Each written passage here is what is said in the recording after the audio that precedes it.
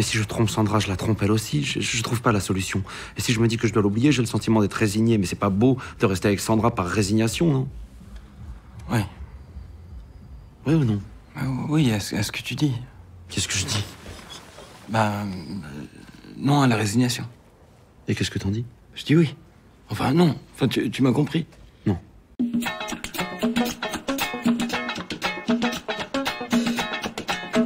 Dans Les choses qu'on dit, les choses qu'on fait, Emmanuel Mouret nous raconte l'histoire d'un homme et d'une femme qui partagent leurs histoires d'amour dans un Airbnb de premier choix.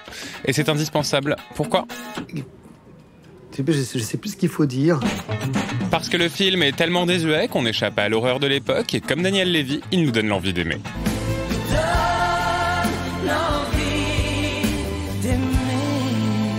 Pardon.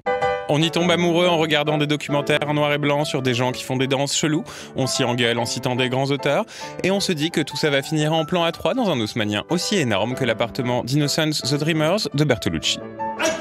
Tiens, voilà ton Balzac, ton vide et ton Stendhal, ton Racine, ton... Mais arrête, je comprends pas. Mais le talent d'Emmanuel Mouret fait que même si on ne vit pas à Saint-Germain, on est touché. La finesse des dialogues, la diction presque théâtrale des acteurs, la fragilité des personnages, notamment masculins, tout ça fait qu'en regardant le film, on a l'impression de retomber amoureux la première fois.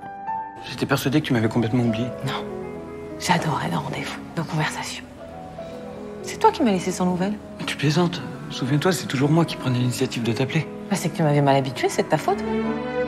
Parce que nous aussi, on a fait tomber l'autre dans une tarte à la crème pour qu'il en ait partout. Parce que nous aussi, on a montré qu'on désirait l'autre, mais en fait non.